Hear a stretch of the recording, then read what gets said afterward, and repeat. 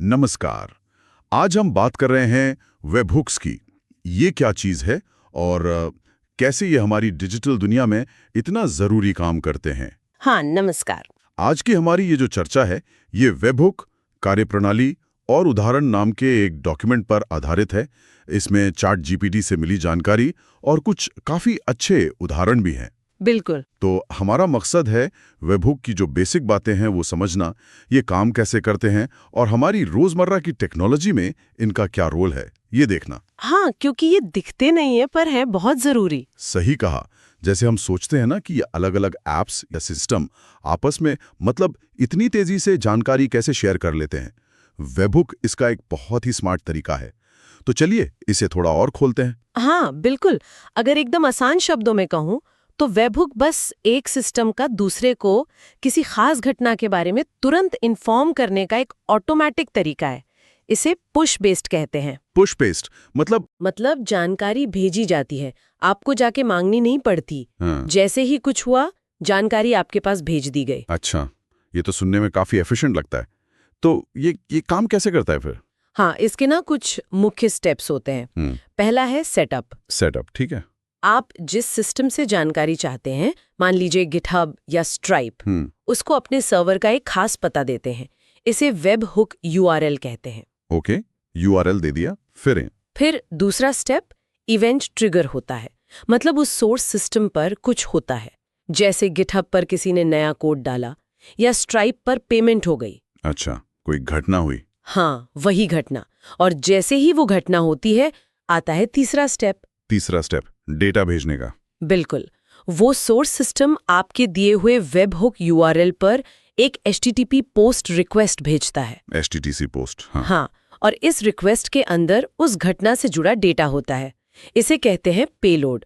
अच्छा। और ये पेलोड अक्सर जेसन फॉर्मेट में होता है, मतलब एक स्ट्रक्चर्ड तरीके से। जेसन, हाँ, वो तो स्टैंडर्ड है आजकल। ठीक है, तो पेलोड हमारे सर्वर तक आ गया। अब चौथा और शायद आखिरी स्टेप। हाँ, चौथा स्टेप, आपका सर्वर उस रिक्वेस्ट को रिसीव करता है, पेलोड को समझता है और फिर उसके आधार पर कोई पहले से तय किया हुआ काम करता है। जैसे मान लीजिए डेटाबेस अपडेट कर दिया या कस्टमर को कोई ईमेल भेज दिया या कोई नोटिफिकेशन भेज दिया, कुछ भी जो आपने सेट किया हो।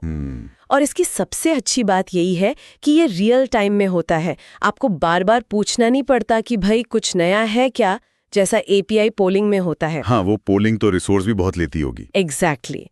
तो वेबहुक ज्यादा कुशल है और रियल टाइम अपडेट देता है। वाह, ये तो वाकई बहुत कारगर तरीका है। अच्छा, अब कुछ असल दुनिया के उदाहरणों की बात करते हैं। ये जानना बड़ा दिलचस्प होगा कि ये कहाँ-कहाँ यूज होते हैं। हाँ, उदाहरणों से बात और साफ हो जाती है।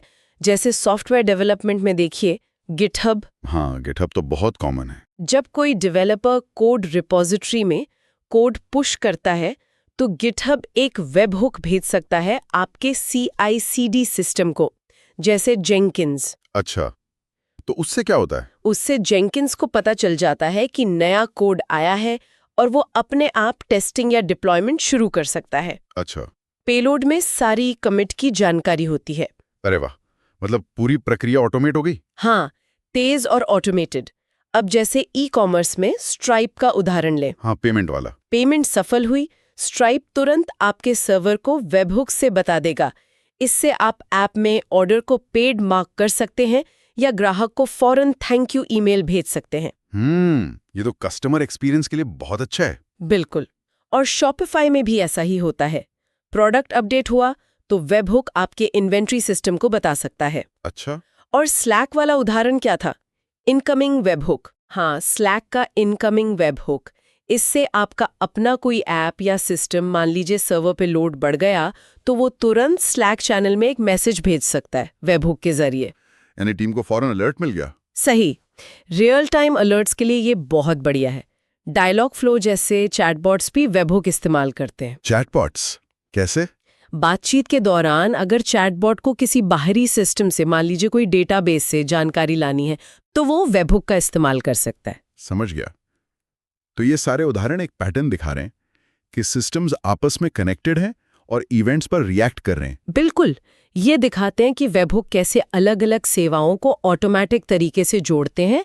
इससे प्रोसेस तेज होते हैं, ज्यादा व्यवस्थित होते हैं और सिस्टम लूजली कपल्ड रहते हैं। लूजली कपल्ड मतलब एक दूसरे पर बहुत ज्यादा निर्भर नहीं करते। हाँ, मतलब अगर आप एक सिस्टम में कुछ बदलते हैं तो दूसरे पर सीधा असर नहीं पड़ता, जब तक ये वेबहुक का इंटरफेस वही रहता है। ये फ्लेक्सिबिलिटी देता है। तो इसके मुख्य फायदे हुए रियल टाइम कम्युनिकेशन, ये HTTP पे बेस्ड है तो हल्का है, और ऑटोमेशन के लिए सिंपल और स्केलेबल है।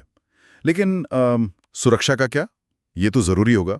सुरक्षा तो बहुत ही ज्यादा महत्वपूर्ण है। आपको ये पक्का करना होता है कि जो डेटा आ रहा है वो भरोसेमंद सोर्स से ही है, किसी ने बीच में गड़बड़ नहीं की है। हाँ, वो कैसे करते हैं? इसके लिए तरीके हैं, जैसे सीक्रेट टोकन यूज करना या फिर सिग्नेचर वेरिफिकेशन। Signature verification? हाँ, भेजने वाला सिस्टम डेटा के साथ एक डिजिटल सिग्नेचर भेजता है, जिसे पाने वाला सिस्टम वेरीफाई करके पक्का कर सकता है कि डेटा सही सोर्स से है और बदला नहीं गया है। अच्छा। और हाँ, ये भी बहुत जरूरी है कि डेटा हमेशा HTTPS पर भेजा जाए, एन्क्रिप्टेड, ताकि बीच में कोई पढ़ न सके। बिल्कुल। तो कुल मिलाकर देखें तो वेबहुक एक बहुत ही पावरफुल लेकिन अक्सर पर्दे के पीछे रहने वाली तकनीक है। ये एप्लीकेशंस के बीच ऑटोमेटिक इवेंट बेस्ड कम्युनिकेशन को मुमकिन बनाती है। आज की कनेक्टेड दुनिया का ये एक अहम हिस्सा है। सही कहा। और ये सोचने वाली बात है कि अगर सिस्टम्स आपस में इस तरह बात नहीं कर पाते तो हमारी डिजिटल लाइफ कितनी अलग, कितनी धीमी होती।